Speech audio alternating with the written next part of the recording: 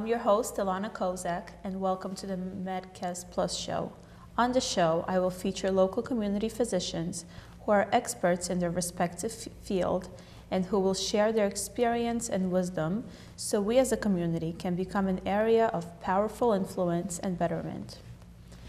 I invite you to get involved as a community so we can all become more educated, more tightly connected, and to make a difference. Today, my guest is Paul Boulter, who is an education manager at the American Liver Foundation. Paul, welcome to the show. Thank you. It's a great pleasure and honor to be here today. Great. So why don't you tell me a little bit about yourself and how you got into the field?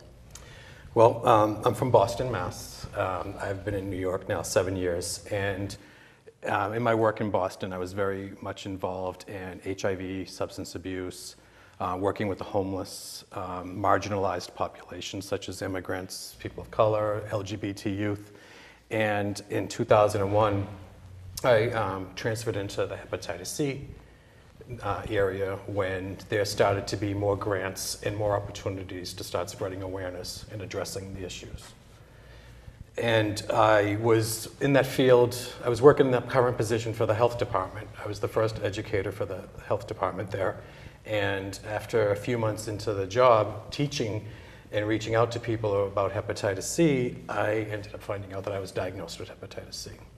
So there was some irony there, right. But it happened at a great time because I was able to use some of the information I knew on how to navigate to get the appropriate health care, which so many people don't know. Sure, that's great. So why don't we go into you telling us, what is hepatitis? Hepatitis is a virus that affects the liver, our second largest organ. There are many types of hepatitis and many types of ways of getting it, but it is a virus that affects our liver in a sense that it prevents the liver from functioning as the filter, as our body's power system. Everything that we put into our body, whether it's we drink it, we digest it, however it gets into our body has to get processed through the liver. So when hepatitis happens, it causes inflammation of the liver, and it can cause scarring and fibrosis, which can compromise its function. Understood. So how does one get hepatitis? Well, there are many types of hepatitis. There's over 100 different liver diseases. So hepatitis is one of the many liver diseases that our body is potentially at risk for. There's 3 different types of hepatitis that are really common in this country: hepatitis A, B, and C, and they're each different from each other. Hepatitis A is more found in food or water that's been contaminated by fecal matter. So if someone's not washing their hands and they prepare a meal, that could cause potential risk. Hepatitis B, which is found in body fluids, and that could happen sexually. It could happen through saliva or different types of body fluids, and sometimes that could end up to be chronic and go untreated for some people for a long time. But people have vaccines for hepatitis A and B, and most people are vaccinated at birth or at early childhood. And then there's hepatitis C, which is a little bit more unique than hepatitis A and B, where it's a blood-borne virus. It's blood to blood. So 2 pools of blood have to come together, either through blood transfusion, unsafe, unsanitary tattoo practices, or injection drug use where people are sharing contaminated equipment. Understood. So what are the symptoms of someone having hepatitis? Well, the liver doesn't produce any pain. It doesn't emanate pain. It has no nerve endings, so people don't feel their liver is sick. They may go on many years without realizing something's going on. It's not until the physical symptoms that appear that people start to realize maybe something's wrong, and that could be jaundice, which is yellowing of the eyes and the skin, chronic fatigue, where even if you take a nap, you're really not rested when you wake up. Then there's dark color urine, certain behavioral habits like bodily functions may not be as normal as they were. And testing, people, you have to have a specific test to see if you have hepatitis. It's a routine blood test will not tell you you have hepatitis. So you would have to request that from your physician Right, specifically? right. Hopefully you work with a provider that is trusting and that you can say, you know, this is how I feel, you know, what's going on. Some people think that if they reach a certain age, it comes with age. Like if someone says, oh, I'm in my 50s, I'm supposed to feel this way. Not necessarily. Don't use your age as an excuse where it could be something else. It might not be hepatitis, it could be something else. So when you feel different and things aren't the norm, that's when you should really say to your doctor, listen, this is what I'm experiencing and I would need to look into it a little bit more. Right.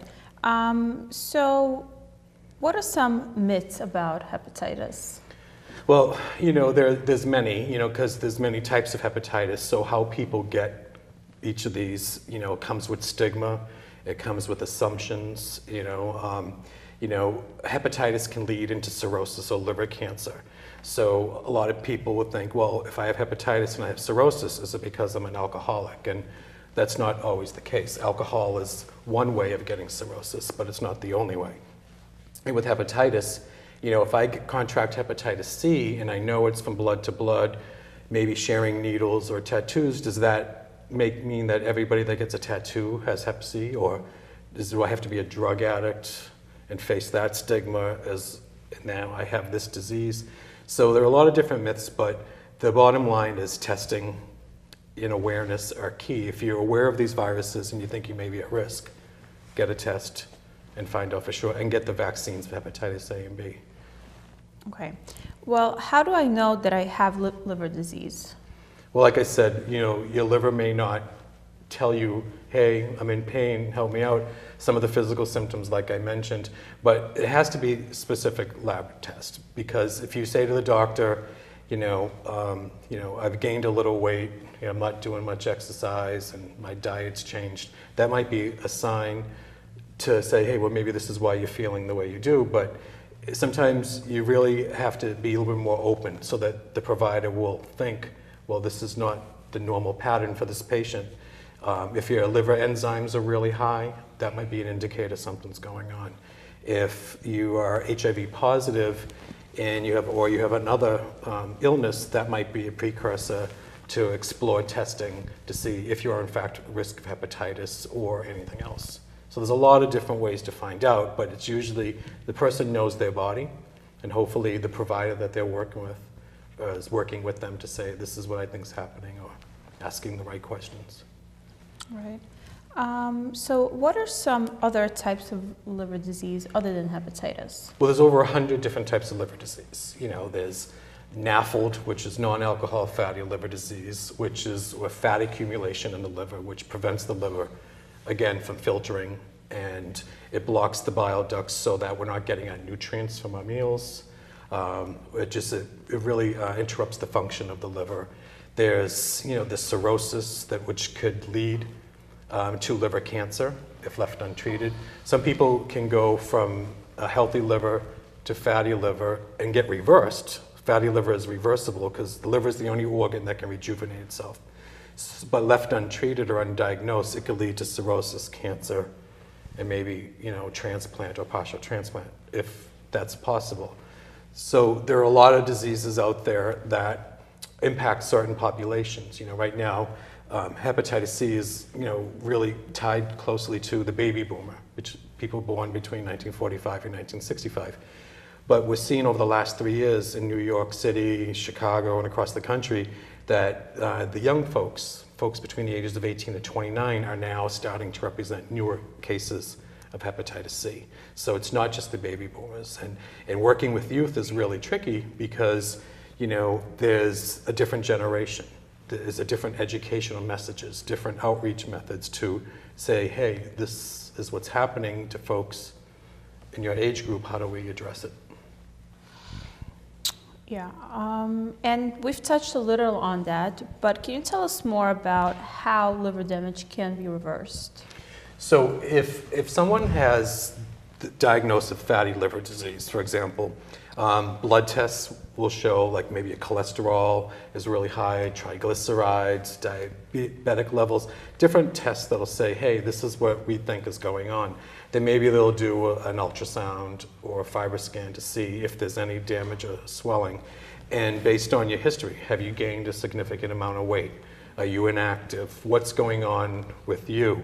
Then, they can say, okay, based on this, this is what we're seeing and what we need to look out for. So if someone has fatty liver or on the verges of fatty liver, a healthier diet maybe than what they're eating. They don't have to go on, a water and vegetable diet, but, modify a little bit what they're eating, maybe get some more exercise.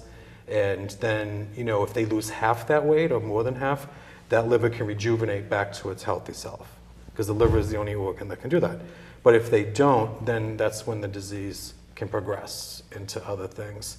If someone is beginning to show signs of cirrhosis and they're treated, quickly and right away, that can slow down the process of that as well. And folks that have hepatitis C, if they also have cirrhosis, they can be now cured for the hepatitis C, which may slow down the progression of cirrhosis.